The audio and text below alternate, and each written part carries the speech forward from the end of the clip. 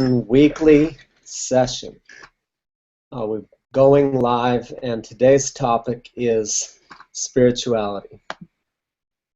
So, spirituality, yes, coming from Mexico, Mexico edition. Sitting in a motel room right now.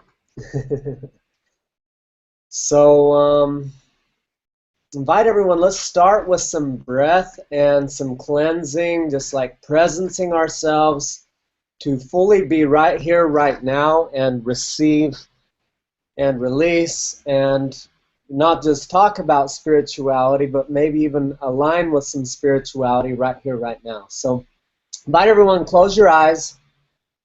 Whether you're watching this live or watching the recordings, take a few moments right now to follow along, close your eyes, and begin to breathe deeply.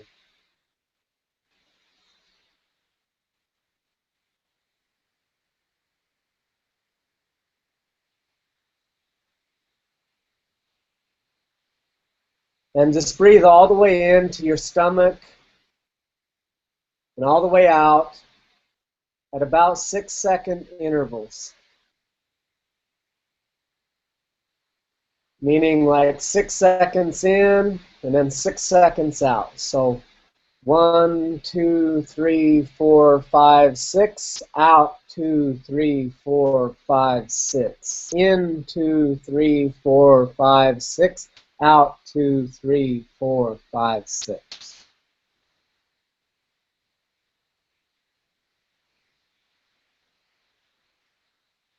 And now just place your awareness on, while you're breathing in and out, breathing in and out of your nose, both in and out your nose in these 6-second cycles.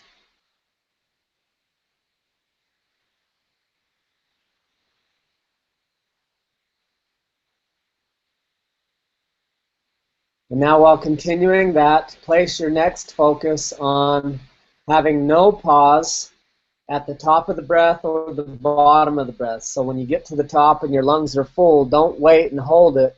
Just turn right around and start breathing back out. So it's immediately in to out with no pause at the top. And then when you run completely out of breath, no pause at the bottom either. Just automatically go from out to back in. With no holding, no pausing.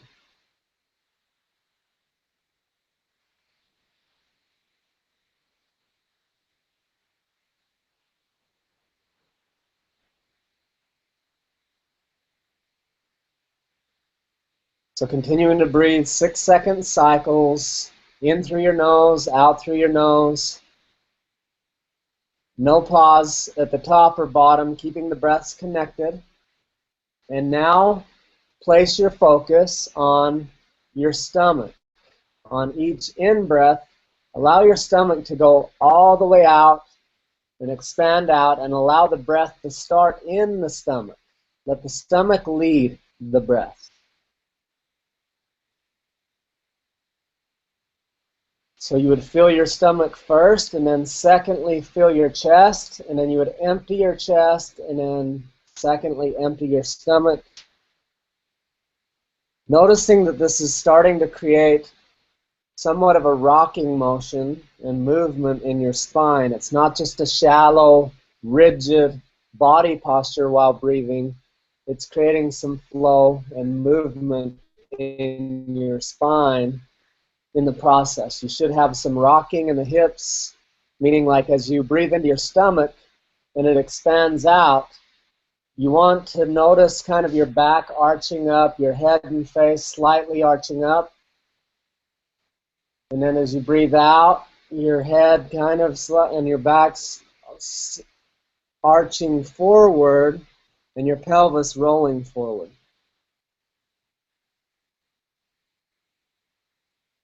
If we were to kind of exaggerate it, it might look like we were kind of turning into a backward C and then a frontward C with our body.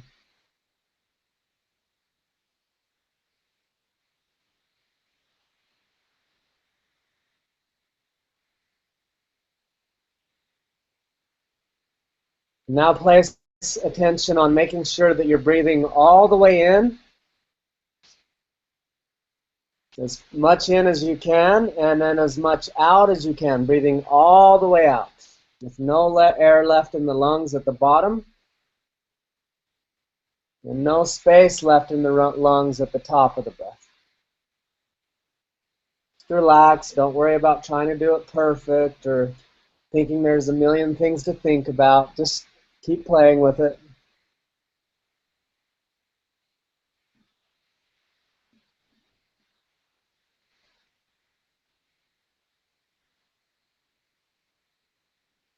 And now the next thing to think about is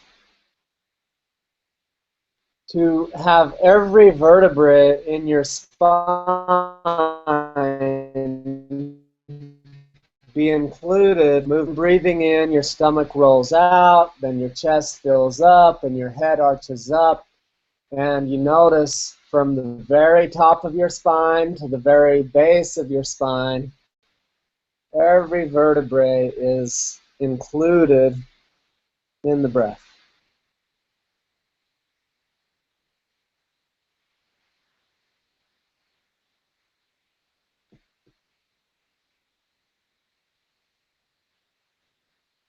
Notice that you're kind of rocking in a yes motion. Your head and neck is and your whole body is saying yes.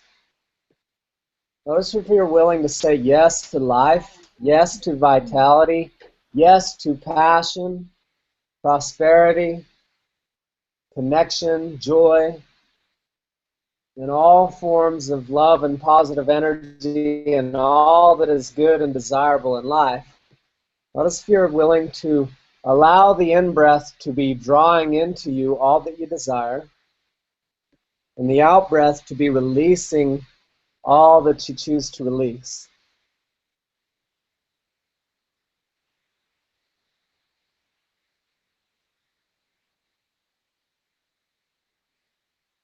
So place some awareness on that over the next few breaths. What do you choose to release with each out-breath over the next couple of minutes?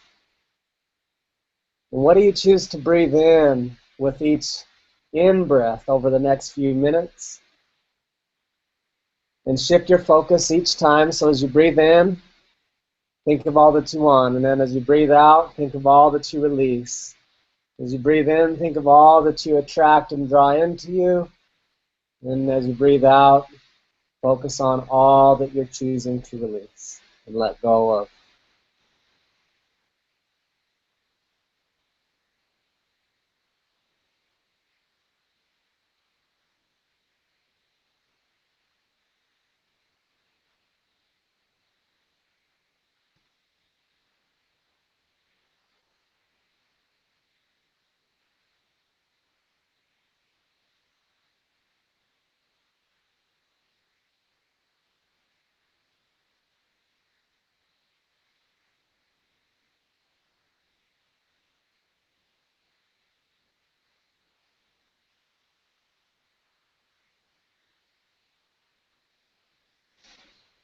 Notice any tension in your body. Allow it to melt away and be released. Notice any stress, pressure, strain. Allow it to melt away and be released. Just let it go. Notice if you're willing to just let it go.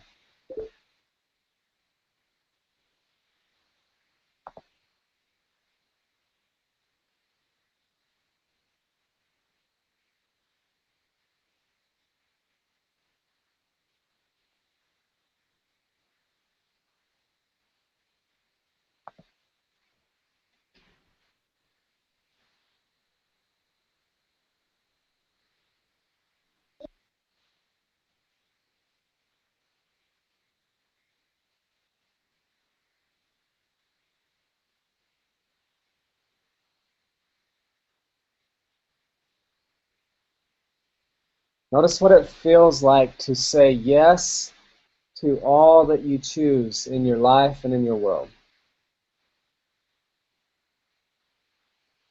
Allow your brain to not try to solve anything or figure it out.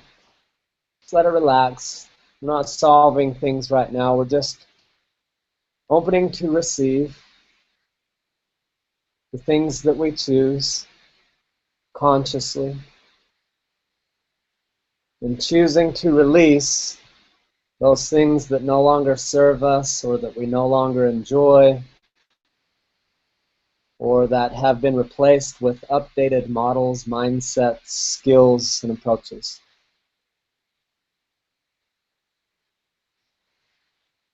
And now for a moment, scan your entire body while continuing to breathe. Scan your entire body from head to toe and notice all of the sensations that you can notice. Are some of the sensations, let's start with the more intense sensations. So notice anywhere that you can notice tension or strain or heat or contraction or heaviness of any form.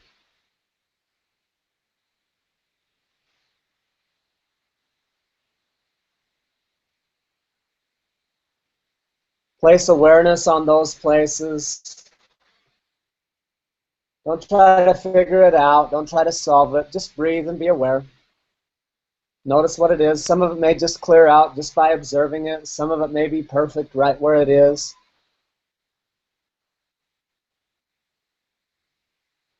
And for a moment, let's all scan our heads. I'm going to take you through, several different areas in the body and teach you a little bit about emotions and how they play into what sensations we feel in our body so that you can be empowered around that. It really affects our spirituality and our health and our vitality and our choices, and our presence and our power.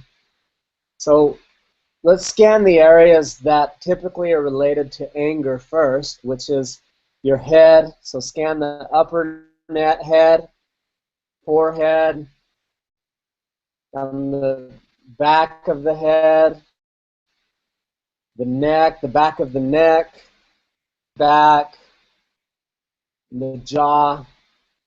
Clench your jaw a little bit, just kind of squeeze your jaw together.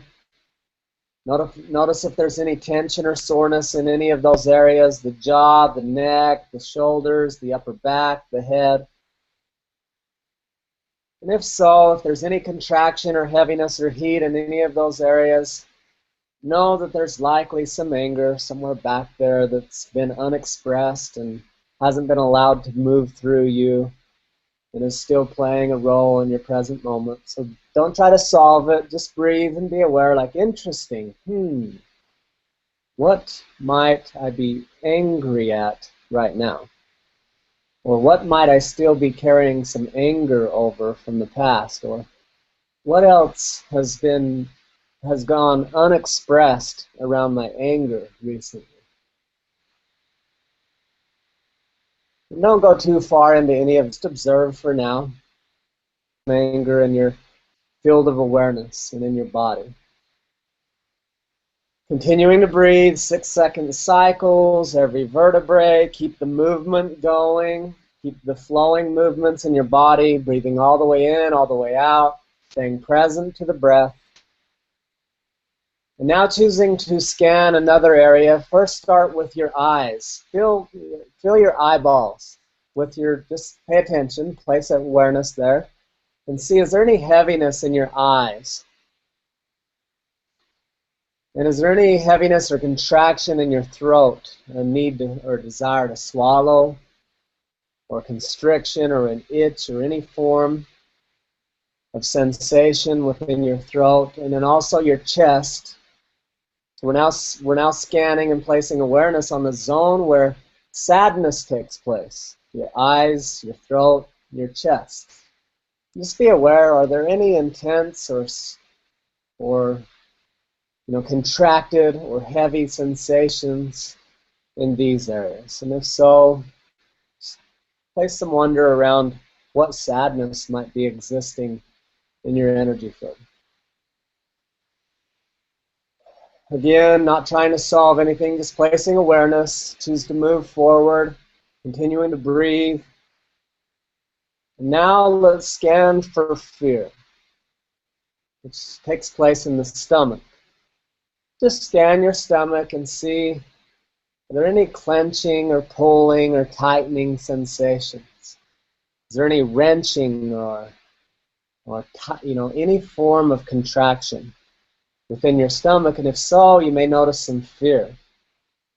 And you may just get a little bit curious, what might I be feeling fear about right now? And notice any need to defend. No, I'm not feeling these things, and just be like, I wonder what I might be feeling around these things, or might have felt earlier that I haven't fully released or been present with.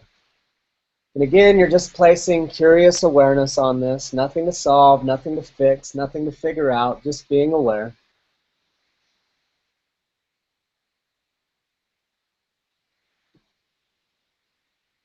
And now let's go ahead and scan for sexual / creative alive feelings, the feelings of being turned on, but not just like I'm turned on sexually, but I'm ignited and I'm alive, and this energy is energy I can use to create anything and everything I choose to create in my life.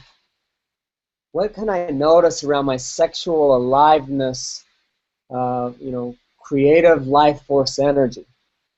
And scan in your pelvic area to see, do I have a healthy flow of creative life force energy flowing through my pelvic area? Or is it blocked or cut off or suppressed or disconnected from? Is there a feeling of aliveness, a feeling of heaviness, a feeling of total disconnect? And now deepen your breath to not just go into your stomach. See if you can feel the sensations and experience of your breath going completely down to your pelvis. Place strong awareness on your pelvic area and see how much uprising energy can you become aware of. How much flowing energy can you open up and generate? How much aliveness can you breathe into this part of yourself?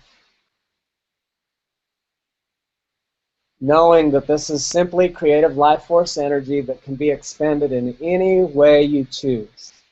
I imagine there's many people who will watch this video either live or later on who've had sexual trauma or sexual disconnect or felt rejected or shut down their sexuality in one form or another. This invites you to breathe and be aware and see how much aliveness you can generate, and then know that you can source that and focus and channel it into any creation that you choose, whether it be business, art, sex, or any other form you choose. Anything you choose to create in the world, this is the source of your creative life force energy.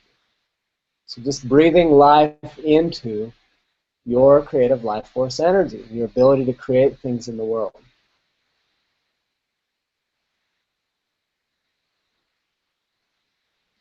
And now from this place, let's go into the fifth and final core emotion, which we call joy. Along the topic of spirituality, some of the most fundamental principles of spirituality boil down to men are that they might have joy.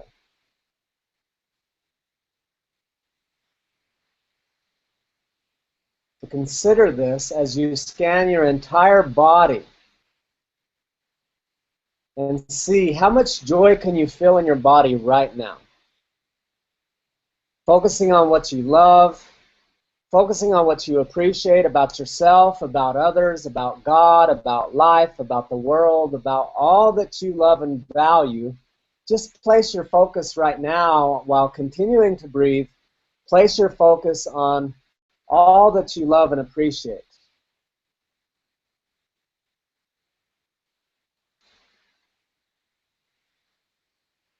And while simultaneously paying attention to what all that you love and appreciate, and continuing to breathe deeply and move your body, focus also on being aware of the sensations in your body and seeing how much love and positive energy can you generate within your body right now through the breath and the focus on what you most love and appreciate.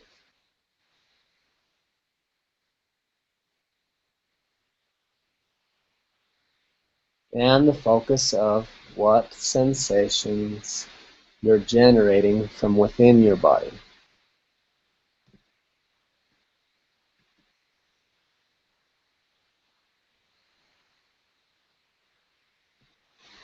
And now from this place, just ask yourself this question.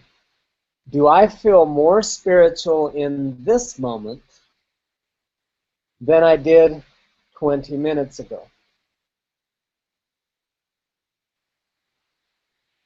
Do I feel more spiritually connected and aligned than I did prior to just being present and aware and appreciative and conscious of my breath? Do I feel more available for connection with myself, with others, with my Creator, my Source?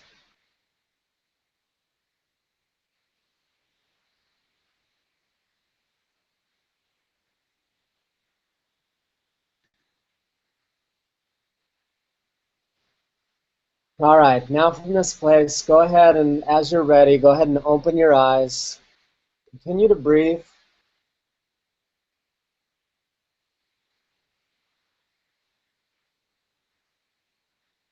Continue to enjoy the present moment and what you're noticing right here, right now.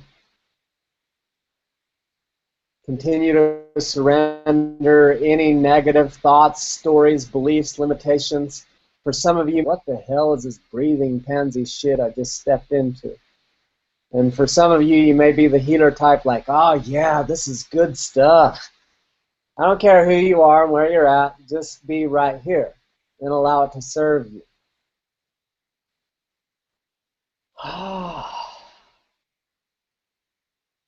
Okay, so speaking of spirituality, here's, I took some notes. I took about 20 main topics that surfaced for me around the topic of spirituality. And the first one is that the concept that so many of us as humans get so busy doing and we get not so busy being. And we tend to think of ourselves unconsciously as human doings rather than human beings. So by the very nature and definition of who and what we are as human beings, we are here to be. But yet most of us do. We spend a lot more time typically doing than we do being. And it's the being aspect that does more. It allows us to be spiritual and connected to something deeper and more meaningful than just the trivial day-to-day hamster wheel run. It allows us to be, inspired and all these other things. But just being aware, I am a human being, not a human doing. And if that's the case, one, how can I do more being or be more being? And two, how can I bring beingness into my doing?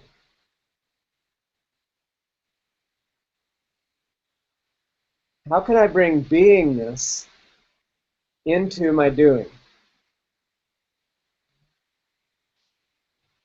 So this is critical because we've been sold over and over again when it comes to creating what we want in our worlds that the formula is do, then have, then be. If you work really hard, you'll have lots of money, then you'll be happy and peaceful. If you work really hard, you'll have lots of money, a fancy red car, a big house, and a sexy partner, and then you'll be happy, peaceful, and free, or whatever. So there's this model that we've been sold over and over and over again. If you do this, you will have this, then you will be this way. You will experience that peace, that joy, that freedom, that love you've been wanting. Which is, none of that is true. I mean, we even do that in our relationships. If you, get a woman, if you do what it takes to get, well, I'm speaking to women and men, so I'm going to switch that language. If you do this, you will get your ideal mate, and then you will live happily ever after. You will be happy. You will be loved. You will be fulfilled. It'll be so amazing, which is bullshit and sets you up for failure right from the start, because now you're going and waiting for someone and something outside of you to fulfill you and make you happy, and then when they don't do that, then you blame and attack them, and you get frustrated because they're not willing to give you what you are, or they're not able to give you what you're unable to give to yourself, or unwilling to give to yourself. So by choosing to connect spiritually and go to the being space, we can align with the true path to manifestation, which is be, then do, then have. So a critical path in manifesting what you want, it boils back to what Bob Proctor said, which is, in life you don't get what you want, you get what you vibrate, you get what you are. So you can want all day long an amazing relationship, or all day long you can want lots of money, or a thriving business, or a rockin' body. But if you're not being in a state that is that, you will never have it. And here's why. If I'm thinking, oh, I hate my body, I hate myself, I need to get my body in good shape and so I can be sexy, so I can love myself, those very thoughts produce the hormones that make you overweight. Those very thoughts create the chaos and the stress that release hormones and create a lifestyle that you don't enjoy, that makes you want to eat over the top of your feelings, that make you put on weight. It would actually be the opposite if you said, I choose and commit now to love myself, and if you ask yourself, what will I feel when I have a rocking, sexy, hard body? Oh, I'll feel peaceful and happy, and I'll love myself. Okay, then the question is, what can I do to feel peaceful, happy, and love myself right here, right now? That will allow me to change the entire game and easily create the body that I want. And vice versa with every other aspect of life. You want more sex, you want more money, you want a thriving business. Whatever it is, it's be, then do, then have. So the question is, when you say, I want more money, I want more sex, I want more material possessions, just stop right there and say, what do I really want? When I have this thing, how will I feel? When I have these external things that I say I want, how will I feel when I actually have those? Then write down those core feelings, whether it's happy, peaceful, free, joyous, spacious, relaxed, connected, whatever. Write those down, and now place your commitment on generating those, and watch how the rest of your world aligns to bring those things to you. So what we tend to do is say, how can I get more money? I must work really hard, do this, and then I'll have money, then I'll be peaceful. Well, if I was peaceful and free, oh, and then when I have plenty of money, then I'll also do what I love. Then I can just relax and do what I love. Well, if you're doing what you loved, relaxing, being peaceful, being free, look at the most wealthy people, the truly successful, wealthy people. They have freedom of choice. They're relaxed. They don't rush in chasing money from stupid deals that are never going to give it. They do what they love typically. They provide a lot of value, and they get there through a life. Typically, they don't feel forced to do all kinds of stuff they don't want to do. There's always exceptions to the rule. Okay, so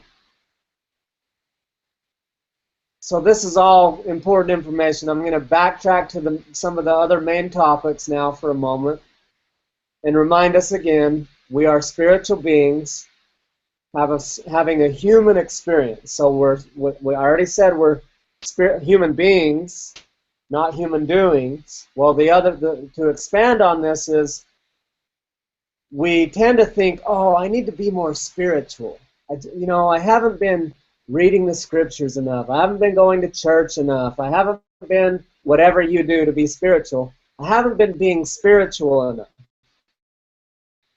Well, you are a spiritual being having a human experience. You're not a human trying to be more spiritual. That's what maybe your ego mind has told you, that you're a human, that this body is you, that your thoughts are you, that your bank account defines you, that your status socially defines who you are, that even the name that your parents named you, you tend to think that that's you. Like, I'm Christopher. Are you? Am I? Am I this body? Am I this name? Am I this life and stories and beliefs and your opinions of me? I'm thinking of an Eminem song where he's saying, I am whatever you say I am. If I wasn't, then why would I say I am? So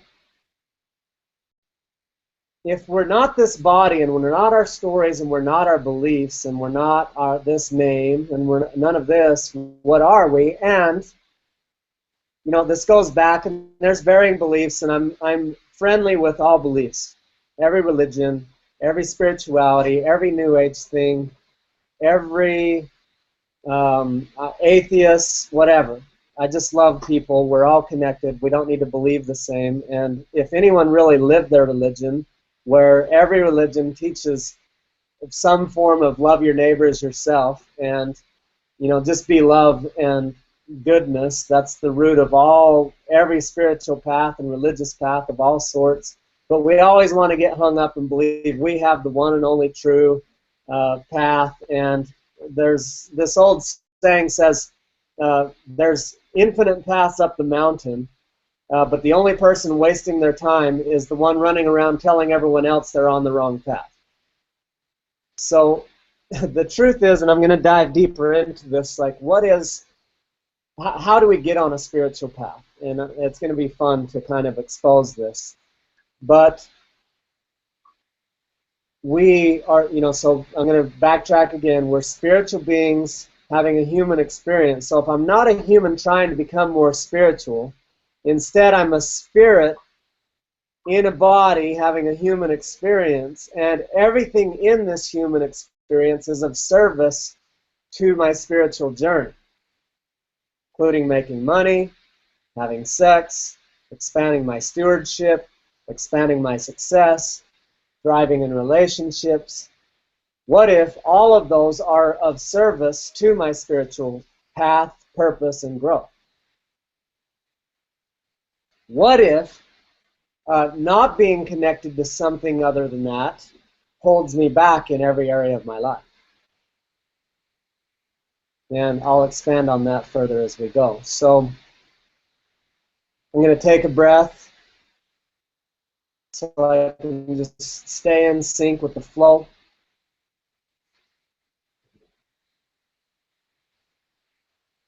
Invite you to do the same. Allow some things to integrate. I could pull an Eckhart Tolle power of now moment here. He's like, pay attention to the space between my words.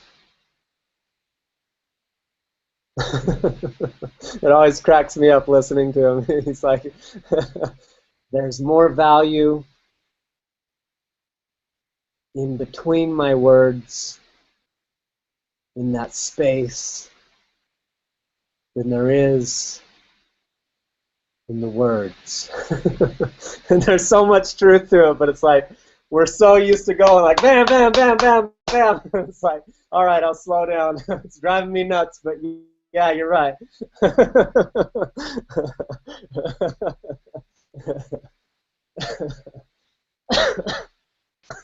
I'm going to take a drink. If you guys haven't read the book, anything from Eckhart Tolle is golden.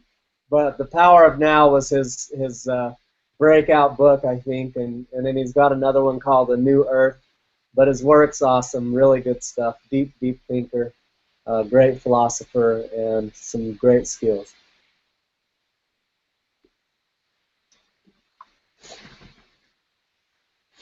You know, a lot of people get uncomfortable in this space. They want to just go, go, like we are literally addicted to go, go, go, go, go. We don't take time to meditate or breathe or connect or relax or feel into anything. It's always just stand.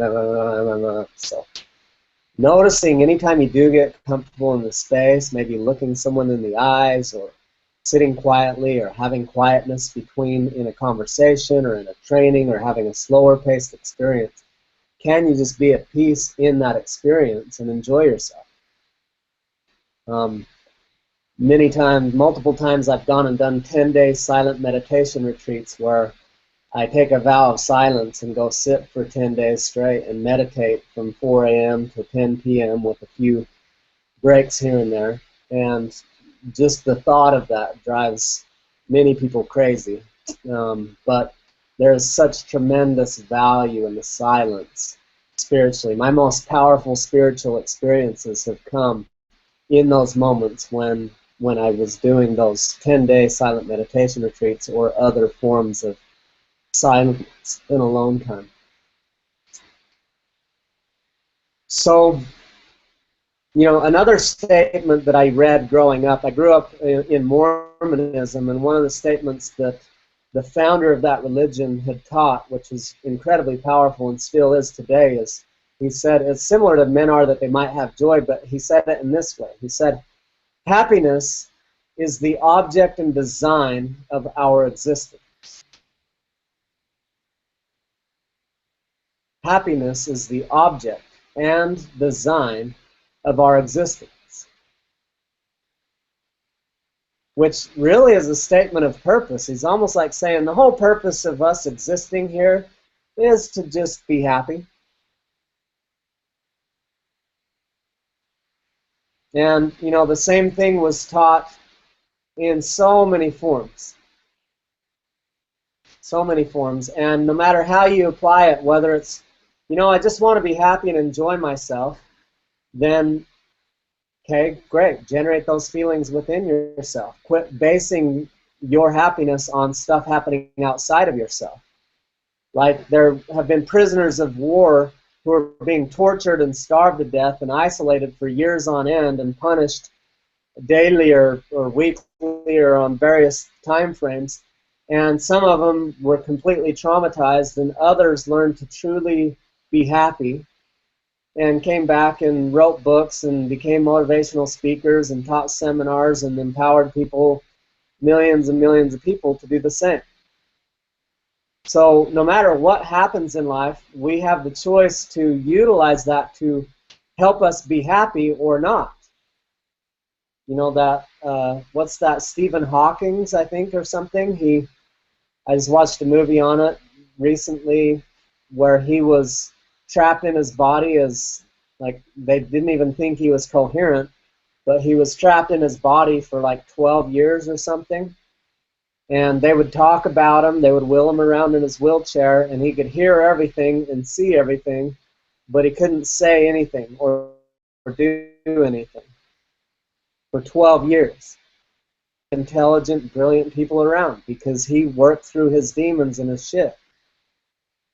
In fact, to expand even further on that, one of the main reasons why I went to those 10-day silent meditation retreats was I watched a documentary where they took the silent meditation retreat into max security prisons, and murderers and rapists and these intense guys did the meditations and completely transformed their lives and turned it completely around, and even went, when they got out of prison, went back to the families of the people that they killed and said, you know I can never replace them or do anything to make up for what I've cost you. But what I'd like to do is, and what I'm doing now, is committing to you that I will provide for you financially for the rest of my life the way your husband would have done. And just cleaning their stuff up completely, literally 10 days, and turned around. So they could spend 10 years in prison being beaten and abused by the system, spend 10 days in silence learning to love themselves and generate happiness within themselves, cleaning out their guilt and shame and their trash, and boom, they're ready to show up and be contributing members of society. So if happiness is the object and design of our existence, then how do we create happiness? And does it have to do with external things? Or when we use external things to falsify or to synthesize that happiness, have we built on a sandy foundation? Meaning, you can say, well, I'm happy, I'm confident, okay, let's test this for a minute. If you get a call right now and you discover that your lover's having an affair on you, how you doing now? Still solid? If you get a call right now and discover that you've lost everything you've ever worked for and you're now broke, still happy? Still solid? And, you know, really another question for me, there came this critical piece in my life when I was going through a divorce and everything was falling apart, and I felt it was kind of like I was recreating myself into a new version of myself, and I was asking myself, what's next? How do I want, you know, this book's not over, how do I want this book to end? And I was debating two things. I was like, I really feel drawn to the spiritual thing. I really need to go and fully live out my spiritual capacity and potential. But man, but I also, there's just this strong draw to really kick ass in this life and thrive financially and be successful in all aspects of life, not just devote my entire life to spirituality. And my coach turned to me and said, what is it? Why is it that you think those two are separate? Is it possible that earning money and thriving in the physical world in every way is part of your spiritual path? And is it possible that you can have both? Because every time you're stuck in an either or, you're in a lie. You're in a persona stuck in scarcity and limited thinking. And if you shifted to and or both, how can I have both? How can I fully reach my full spiritual capacity and potential and create everything that I desire to create in the material world? And like, that was a whole new concept. I kind of had those wired in as two different roads. It took me quite a while to integrate those two.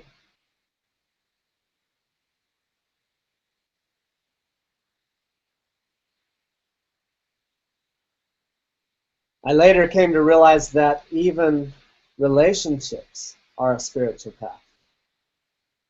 And I'll speak more on that as well. So before we go there, I want to touch on the topic that spirituality and religion are not necessarily one and the same.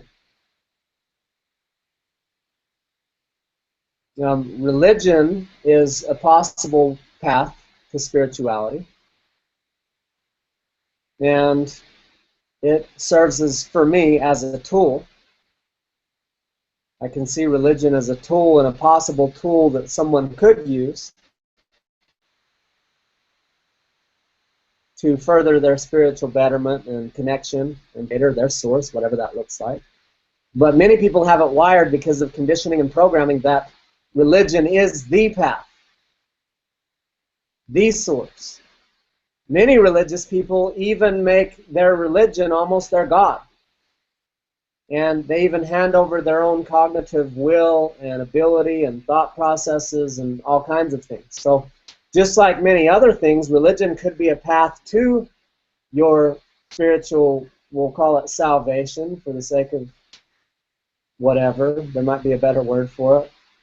And if not used properly, it may be the very thing that holds you down.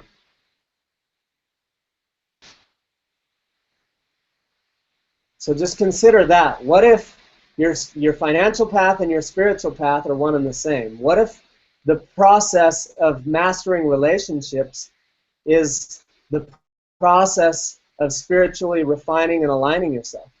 And what if religion and spirituality could be the same or not the same, totally disconnected?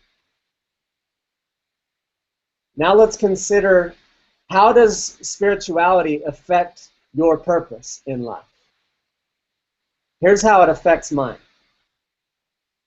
If I didn't feel like when I died that I still existed and that there was some deeper meaning to all of this, it's possible that there isn't.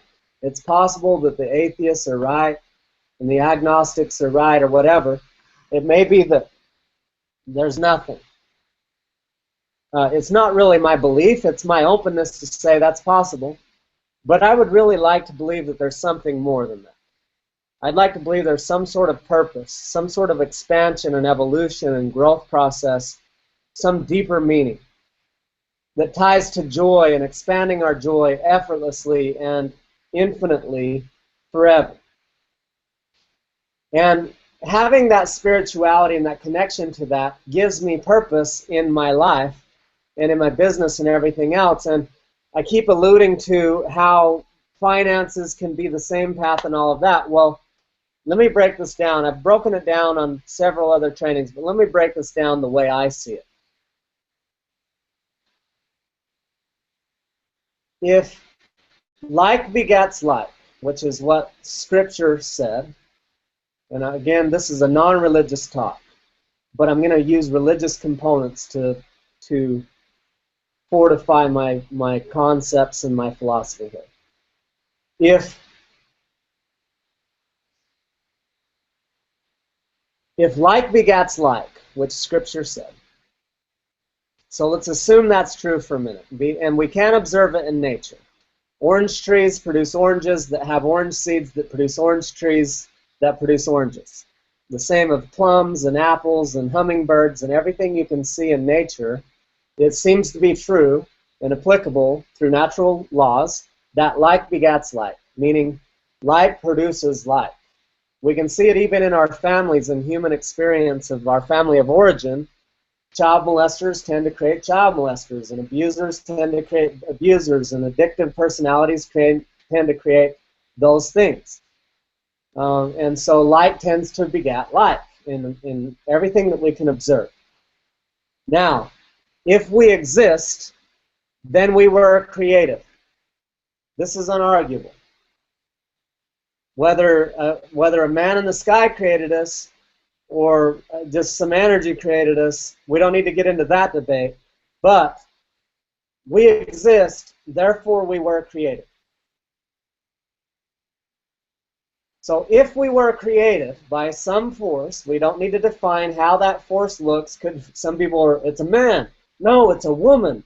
No, it's just energy. No, it's the universe. No, it's, okay, whatever it is, I don't know that. But I can tell that we're here, that I'm here, and that I see you, and that I was created because I exist. Now, if I was created by some force, somehow I was created, and like begets like, then I am a creator. Not a victim, a creator. And if I'm a creator, then it's my nature to create. Now, if we look at the universe, we can also see that the universe is constantly expanding. And if the universe is constantly expanding, it's likely that I'm meant to constantly expand. So if I'm a creator who is meant to constantly expand,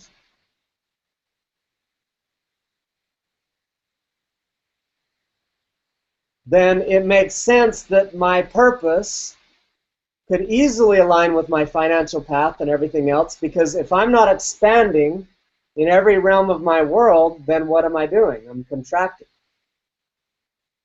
I'm not being a creator.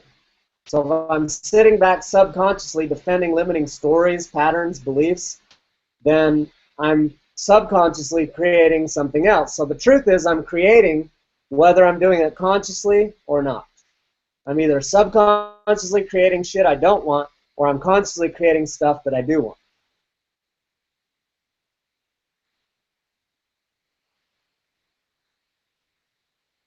So if my nature is to create and my nature is to expand, and then what all aspects and dimensions exist in me? There's emotional, so I might ought to be creating and expanding emotionally, mentally, physically, financially,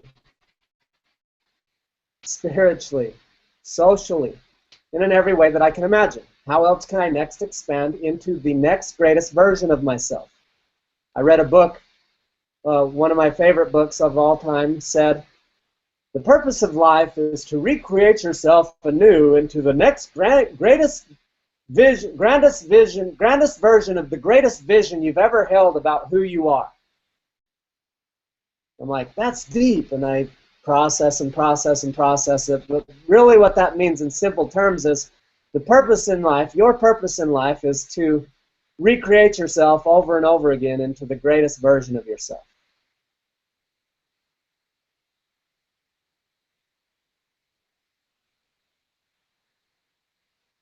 So if that's my purpose, then could expanding my ability with finances, my ability to create money.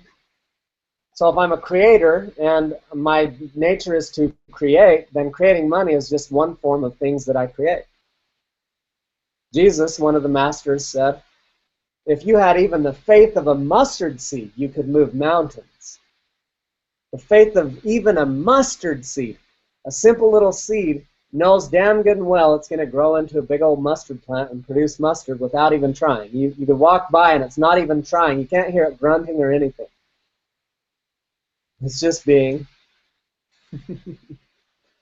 And it just does it. And the same of every other tree you've ever heard or seen or plant. They just do it. And so if that's the case, if we could move mountains with the faith of a mustard seed, can we create money? Can we create epic relationships? Can we create joy? Are the possibilities of what we can create limited or limitless? For me, they're obviously limitless, and I've proven it over and over again in my life by taking on my health. Constant expansion. I was 260 pounds, then I expanded into a healthy diet, and then later on I expanded into a healthy exercise regime, and then later on a more intense exercise regime, and then later on, and now I'm training for Ironman, and I'll do an Ironman in a few months here. And I do CrossFit and all these intense things, and I eat this incredibly pure, amazing diet. And so my health is this constant evolution in becoming the next greatest version of myself and eating more and more high-frequency, high-vibrational foods that raise my frequency and vibration that allow me to attract into me higher frequency and vibration of people, things, circumstances, as well as higher frequency vibration of thoughts and more clarity in my thinking to connect to Source and live a life that is unified and connected and inspired through the motion.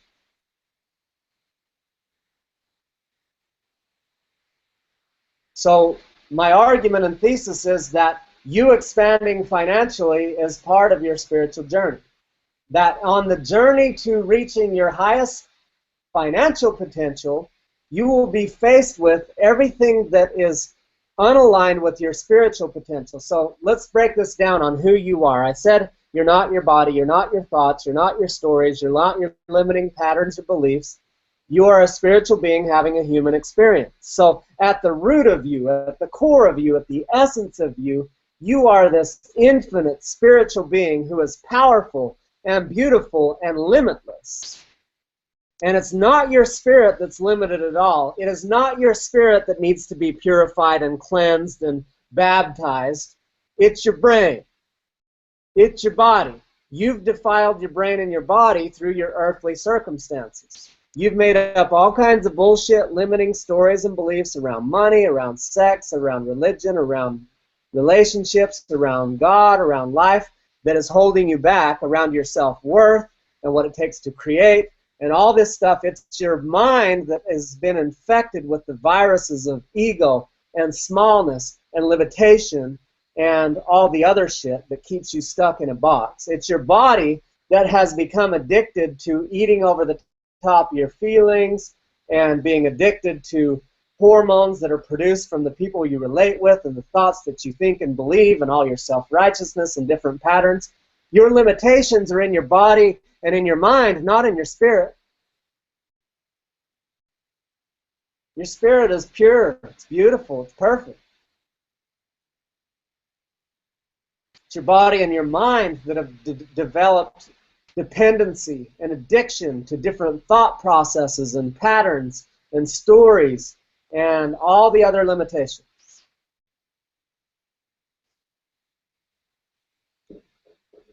And so what if life was the path to spiritual enlightenment?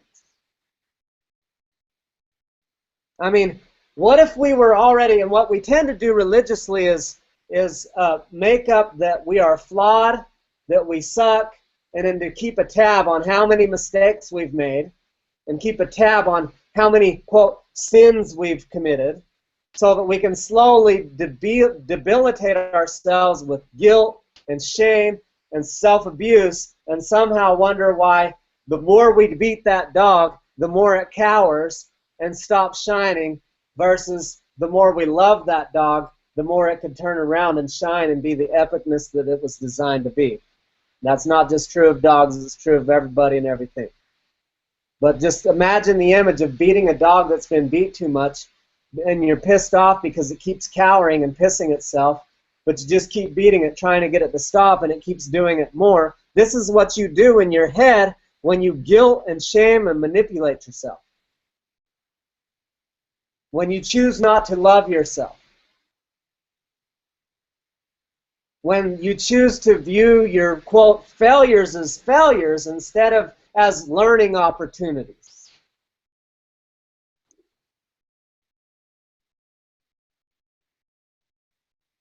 So what if life is the spiritual path? What if we were already in a beautiful place and we were already light, we were already perfect, we were already all-knowing, we were hanging out in that place with a bunch of other people who were light, love, joy, and all-knowingness, and we're like, I wonder what it would be like to be in the darkness, because right here, right now, I'm kind of a little bored. I mean, think of it this way. What if, you've probably connected with the concept of a rich, spoiled brat before. You've seen it on TV or heard people talk about it, like, yeah, he's a trust fund baby. He didn't earn that shit. He just had dad hand it down to him. So imagine the difference between the feeling of a guy who went out and dug in the trenches and discovered how to be successful and became wildly successful, and the sense of accomplishment that guy has, and the sense of knowing that he has, that his whole world and entire empire could be destroyed, and he can turn it around and rebuild it with the faith of a mustard seed. Like, he has that faith of the mustard seed. He doesn't have the, oh no, I'm going to lose all my money. He's like, Donald Trump, like him or not, he's been bankrupt multiple times. If he went bankrupt today, next year he's a billionaire again. Period. He doesn't have a fear like, oh no, what if I'm not successful anymore? He's already conquered that part of his journey. He has a knowing. He has the faith of a mustard seed when it comes to money. He doesn't live in fear around money. It's blatantly obvious. He knows damn good and well he can lose it all tomorrow and rebuild it because he already understands the principles that govern it. The funny thing is, the very same principles that govern prosperity and money and finance govern prosperity and relationships and health and your body and your spirituality and everything else. So when you're not thriving financially, you're not thriving in the other areas. You're actually an abomination to spirituality. You're the opposite. So we're trying to be like God, right? Do you think God's prosperous? I would think so. Pretty much owns everything. And continues to expand his stewardship, hers, its, whatever you want to call it. The universe is expanding. So if we're trying to be like God, might we want to expand and keep creating bigger and better things ongoing? Might we be prosperous? Might we utilize the path to getting money to refine ourselves and discover where all we're out of alignment and get aligned? Now let's go back to the rich boy scenario. Would you rather be the guy who went through the work of being able to own his own and know that he can create prosperity anytime, anywhere, anyhow? Would you rather be that, and you're scared that if you lost it, you couldn't recreate it? And you don't feel like a sense of accomplishment like, yeah, I created this. You feel like Dad gave it to me. Which of those two feelings and experiences would you rather have? So I'm pretty sure I know what all of your answers are. If you'd rather be the trust fund baby, please exit this training now. Unfollow Limitless Legion and go do something else somewhere else. We send you with love. If you'd rather be the person who creates it and is a producer, not a consumer, not an entitled little brat, now let's ask, how does this apply to your spirituality? Well, shit, if you were in heaven with the God, let's call it heaven and God, even though I've got the capacity to think way beyond that, but let's just use these simple terms that most people understand. If there's a heaven and a God, and we're a son or a daughter, would we want salvation and eternal joy and happiness and peace to be something that was handed to us, or something that we learned how to create on our own in the midst of hell, in the midst of a dualistic reality on a planet similar to something we might call Earth, where we saw light and darkness, not just light? Because it might be kind of cool hanging out in heaven, you know, hanging out with rich people in rich places and acting rich because Daddy's rich, but not actually being rich inside of me. That might be cool.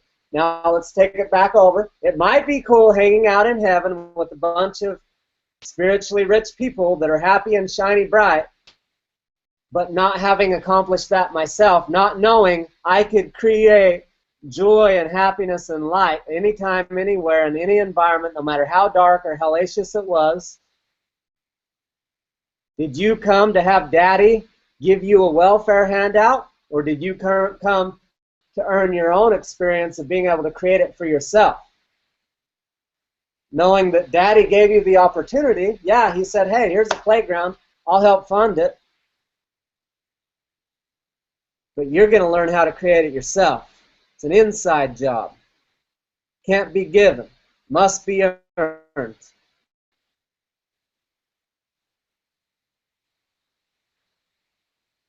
And we're on this planet to have this spiritual experience of knowing who we are after having forgotten who we are. Because who we are is still the same. The spirit that was in the light with the light, and all that joy and all that love and all that peace and perfection and all knowingness, that spirit that's I call me now, that spirit's still the same.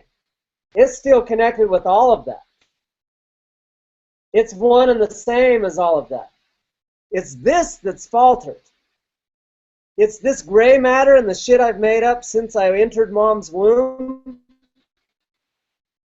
And the addictions, because I think a thought, my hypothalamus pumps out hormones, and I become addicted to those hormones. This is why people stay in abusive relationships.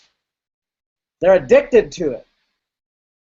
People who are addicted to drugs like crack, they're not addicted to the drug, they're addicted to the hormone that their body releases when they take the drug.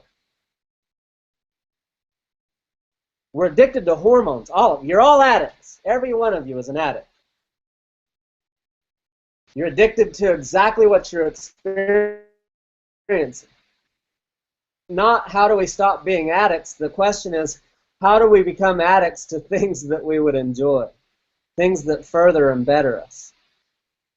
Would you be willing to be addicted to love and integrity and connectivity and peace and spaciousness and joy and prosperity and thriving and connection and all that is good? While in the face of the darkness, while living in a dualistic reality, a dualistic world where there's both light and darkness, Can you be the rich kid who went down and built his own empire and then goes back and says, look, Dad, I've accomplished what you accomplished. I know exactly what you went through, and I did it too, and it's amazing, and now let's have some amazing conversations versus rich, cool dad who can't relate to punk-ass kid.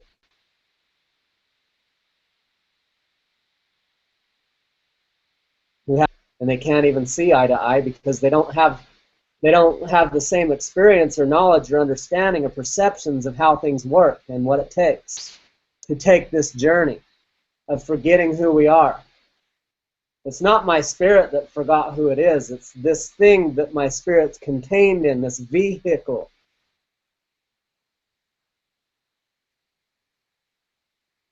So to summarize, it would be that life is the spiritual path.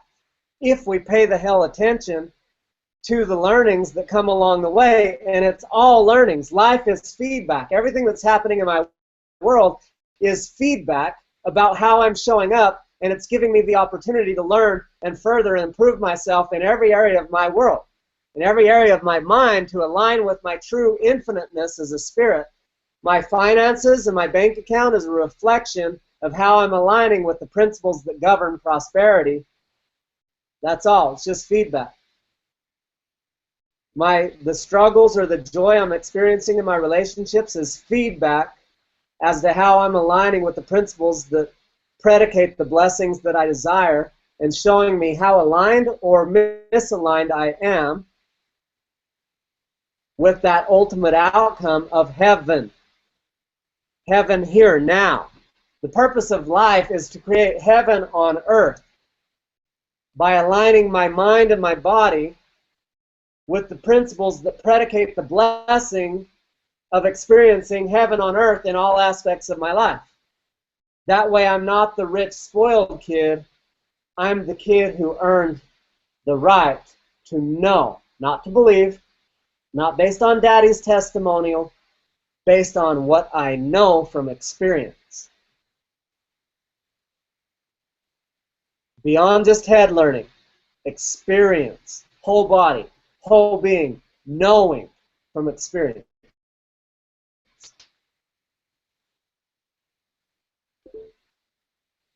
Path and business, entrepreneurship. You want to grow and learn and love and expand in your capacity as a human? Be a business owner. Watch how it just triggers and shows you all kinds of limiting shit in you. It expands you more than anything ever. You want to expand tremendously in your world and become the next greatest version of yourself? Get in a committed relationship. Notice if you have a few challenges that come up, and notice if you become aware of some areas that you might be a little misaligned. Maybe you might want to learn some communication skills and some listening skills and a few other things. You might just kind of suck at relationships and you didn't even know it. And it might even expose to you a whole shitload of unloved places inside of you when that person for you, and you're looking in the mirror and you're seeing shit that you hate out there. In fact, not just that person, but all kinds of people all over the world. And you start to realize that they're all just mirrors for you, showing you what's unloved about you, within you. And then you start loving those things in you and healing those things in you, and lo and behold, you can now truly love your neighbor as yourself, and now you're, wow, being like Jesus said.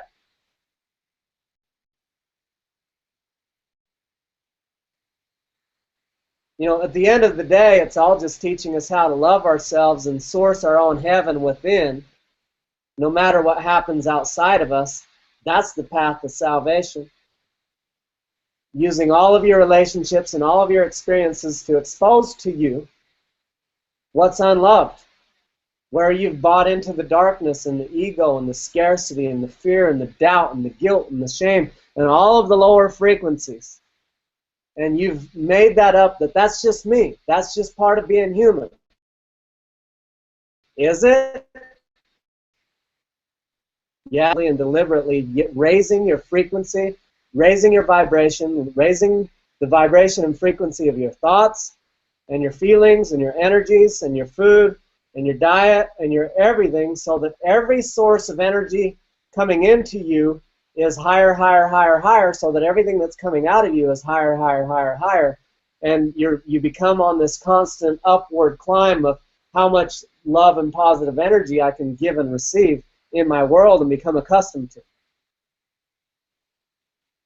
Mastering the art of the shift from the drift is part of the spiritual path, and raising your upper limits and your thermostat setting of how good you can handle life to be, how long you can stand to be in higher and higher frequencies and vibrations.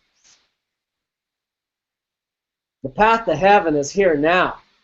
Many of us have been told that it's about suffering our entire life and then getting our reward in heaven someday afterwards. Like if that'd be like telling a bum the path, or no, telling a person financially. Let's take them to financial school. Here's the path to financial salvation. What you do is suffer and struggle your entire life, and then at the end of your life, we're going to give you a big-ass handout, and you're going to win the lottery. That's the path to financial salvation. Seriously? The reason why I use these analogies and the reason why Jesus used parables is because the principles, and the reason why Jesus and all the masters taught us to look at, he's like, observe the lilies of the field, and observe the birds and how they don't toil and strive, and observe this and that. He was trying to get us to observe the principles and the laws, the natural principles and laws that govern all of life, by paying attention to life and the things that exist out there. But we don't pay attention. We just keep believing our bullshit stories. So if we paid attention and learned and expanded, then we would see something different happening than the stories we've made up about how it is. We're in a self-confined prison. So if life and the feedback of life, if everything that happens in our world becomes our teacher, life is our teacher, and our opportunity to expand into the next greatest version of ourselves, and everything that happens in our world is just reflecting back to us how we're aligned or misaligned, and then we're utilizing that to expand and grow our love and our capacity, constantly raising to a higher frequency in heaven. And rather than taking the approach of suffer your whole life and then have it handed to you, instead, no, because that's kind of the belief. If I just suffer through this life, then I'll die, and if I've been a good enough person, I'll be whisked away to heaven, and I'll live happily ever after. Seriously? You're betting and gambling on a handout. You're betting and gambling on winning the lottery or having welfare come in to save your ass. What if you were to take 100% responsibility for generating heaven within yourself and not expecting anyone to save you? They might still come and save you. Jesus might be coming to save you. I don't know. But what if you took responsibility for aligning yourself so that you created heaven within you by being aligned and not waiting for anyone to give you a handout? And then if they did come, it would be a lot easier transformation and experience, and you might just have an epic conversation, and he might be like, high five, good work, instead of, here, let me save you. Because you've sat around and waited for me, I'll do it for you.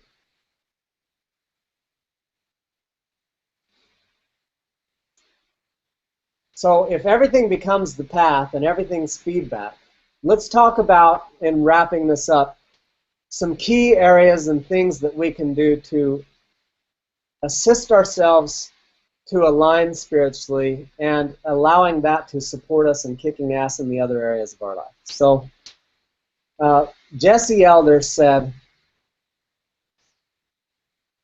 taking uninspired action is like having sex with your clothes on. So consider this for a minute. Sex with your clothes on. Pretty limited, right? So if you're taking uninspired action in your life, pretty limited, right? And if you're not spiritually connected, then everything you do is uninspired. This brain is just like a filing cabinet with a bunch of files in there of all the shit that's happened in the past. And if you're creating your world today based off of what's been filed away in here from the past, guess what you can expect in the future? More of the past. Because you're basing it off of the blueprint of what you filed away in here from what's happened in the past. Now we're going to build the future based off of this information and data. Expect more of that. But what if you committed daily to live a life that was spiritually connected and inspired, and you did things that allowed you to be inspired daily and in every moment so that you could live an inspired life and maybe even have an experience of rather than sex with your clothes on, have a full-out love-making session with passion and connection and availability and intimacy and joy.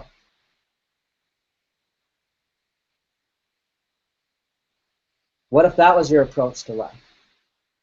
So I also want to mention before I move on that sex is one of the most spiritual acts that we do. Sex, when done with love and connection and integrity, raises frequency. It gives us an addiction to positive energies. It brings us closer and connected.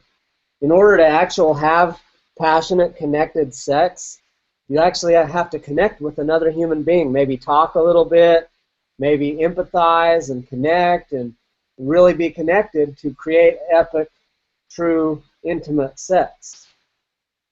That furthers your progression on relationships and communication and on aligning. Like, you actually have to align in some way to have truly meaningful, intimate sex. Plus, it acclimates your body to raise to a higher frequency. It's one of the highest frequencies we get into from a connectivity standpoint, from an energetic and physiological standpoint, from a hormonal and emotional standpoint, all of it. It's one of the most present moments we're in, and the only power is in the present moment. So now let's talk about meditation and prayer. Prayer is a beautiful thing, and meditation is a beautiful thing, and they're not one and the same. Prayer I view as when I'm talking to God. Meditation I view as when I'm listening to God. Now, if you've studied relationships, or if you listened to my relationships video from last week, you will know that listening is much more important than talking, and that we have 2 ears and 1 mouth. And that if we were to teach any skill in relationships, it would be listening. If I could just teach you one skill, they're like, hey man, you got 5 minutes, just teach us one skill, the #1 skill for epic relationships. It'd be listening. How to listen. Well, might our relationship with our Creator be important to align with that same principle, that maybe we ought to be doing a little less talking to Him, her, it, than listening?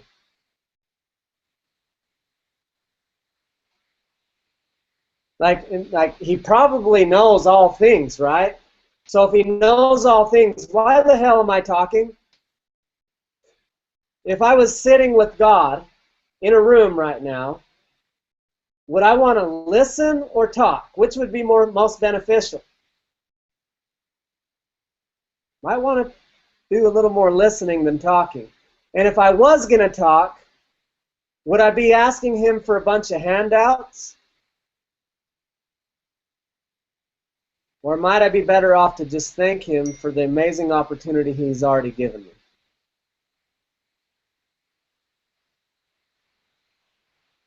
So the suggestion that I'm suggesting is, in your prayers, might consider spending most of the time and attitude for the opportunity that He's created for you, rather than asking for handouts and begging for relief. The relief is an inside job. It's something you're meant to give to yourself. He already gave you the playground. He gave you every resource. He gave you everything you need to thrive. It's up to you to align. It's like hoping that I can pray that my garden will grow tremendously, but not watering it correctly, not cultivating it correctly. Like I can pray really, really, really, really hard and help a lot of old ladies across the street and show up to church 18 times a week, and it's not going to help my garden grow better.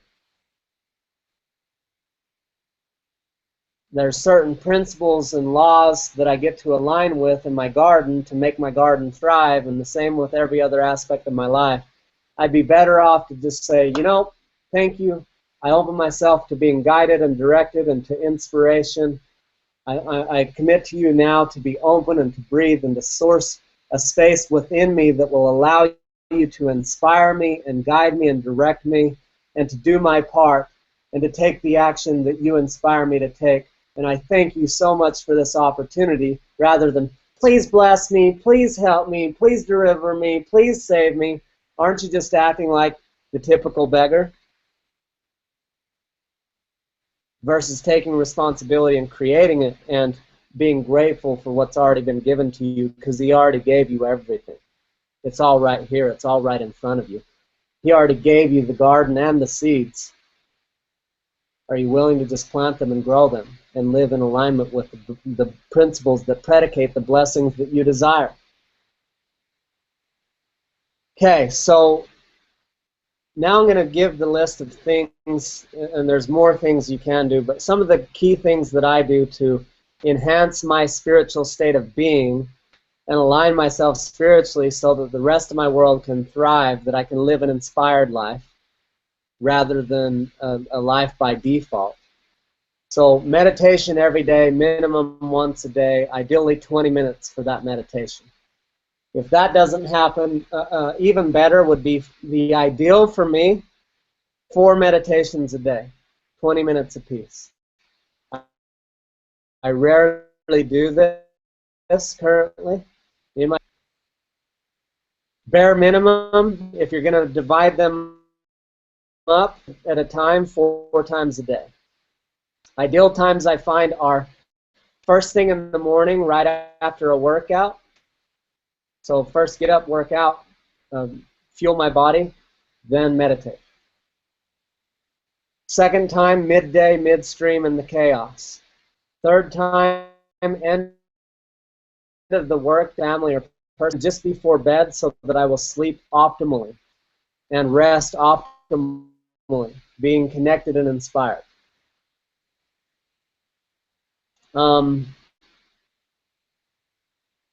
If you don't know meditation, study it. Just do some research.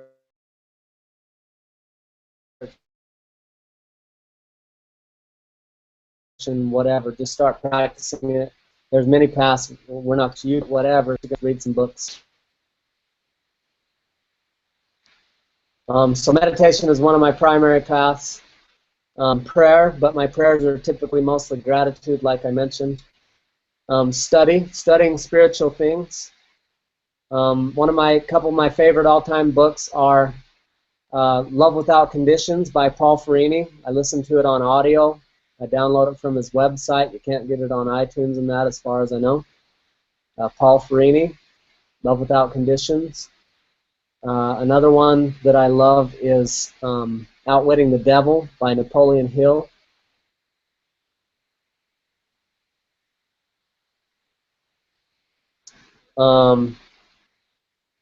So studying spiritual books, The Way of Mastery, anything spiritually that drives you. Scripture, non-scripture, whatever it is that does it for you.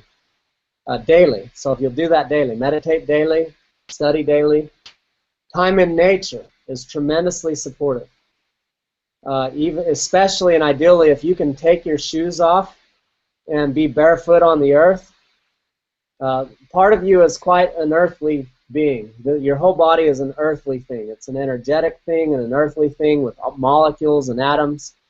Well, you know, there's the cosmos and the ethers, and there's God, which we can connect to through meditation and prayer and breath and visualization and these types of things. But earthly side of things, the other half of who we are, because we're the spiritual being, but then we're the physical being too.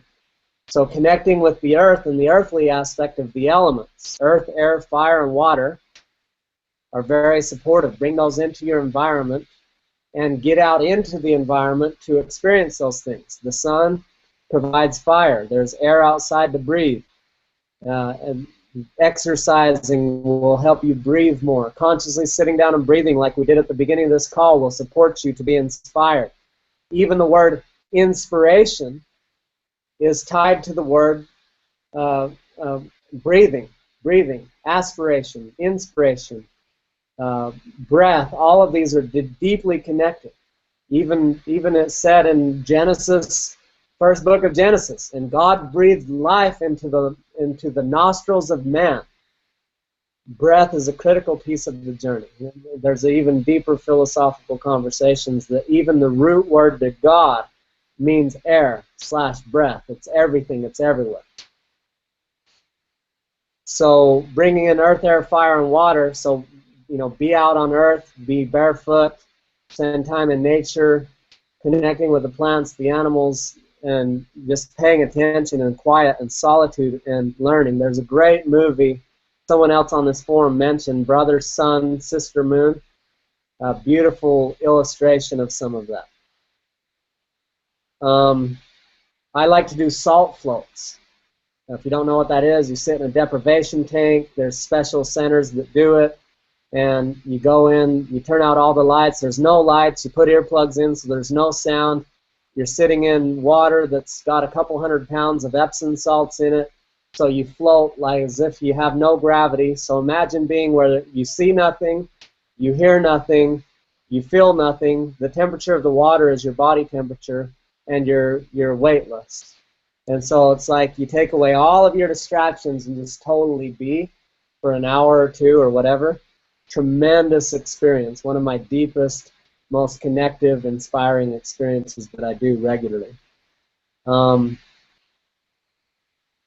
Church is an option, if that's your thing. And then breathing, consciously taking time to breathe like we did at the beginning of this.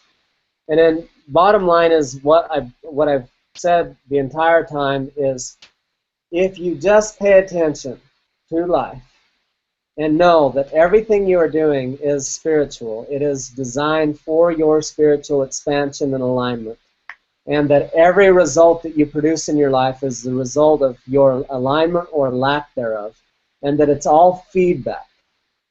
That if you're not in a rocking body of health, then you're not aligned with the spiritual principles of the epicness that you truly are. If you're not financially thriving, you're not fully aligned with the principles that govern the amazing spiritual being that you truly are. If you're not having epic relationships, you're not truly aligned with the principles that allow you to be this true, infinite spiritual being that you really are. So all of these paths, whether it be body, your business, your spirituality, or your relationships, all of these are primary paths to achieving the greatest version of yourself and expanding over and over again infinitely into the next greatest version of yourself, which is a more happy, more prosperous, more connected, more inspired, more amazing being that's just infinitely more aligned with who you really are at the core, at the essence of who you are. Getting your mind and your ego and your human condition more and more purified and aligned and out of the way from you fully shining in that experience.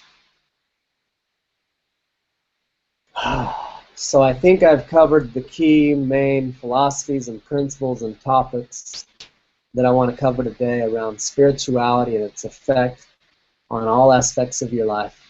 As you choose to get more and more spiritually aligned, you will thrive more and more amazingly in every aspect of your life. So in closing, invite everyone to breathe. Breathing in all that's good, receiving all that serves and expands, releasing all that contracts and withholds and contains. Breathing into your limitlessness and releasing your limitations. Releasing your need and desire and addiction to defending your limitations, your limiting stories, beliefs, and patterns.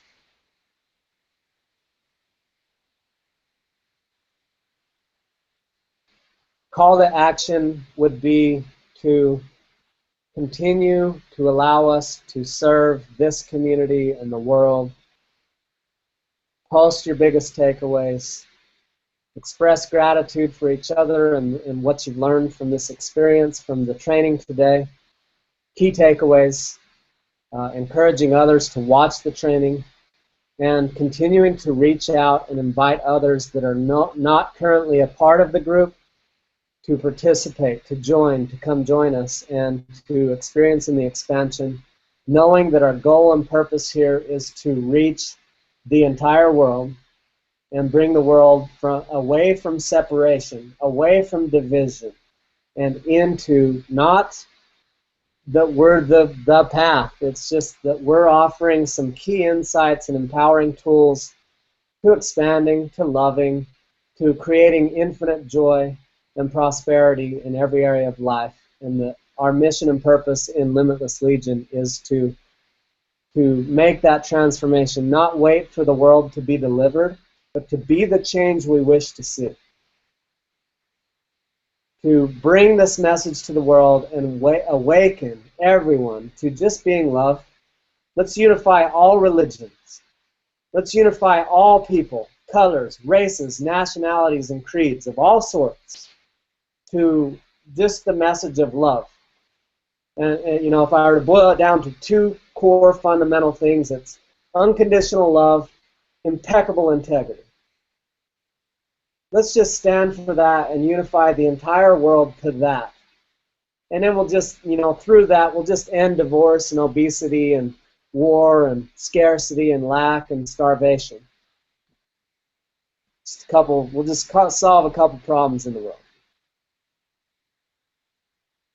So with that being said, guys, my request is invite people to the group and invite people in the group to watch the training and inspire them to do that by sharing your learnings and the value that you got from this, and requesting that they watch the video and then go out and bring more people to the unconditional love, impeccable integrity, where we all get to be all of who we are, fully express ourselves, come into our greatness and our light, and shine that light from the mountaintops, being the greatest versions of ourselves and thriving in every aspect of our worlds. Thank you. Create an amazing week.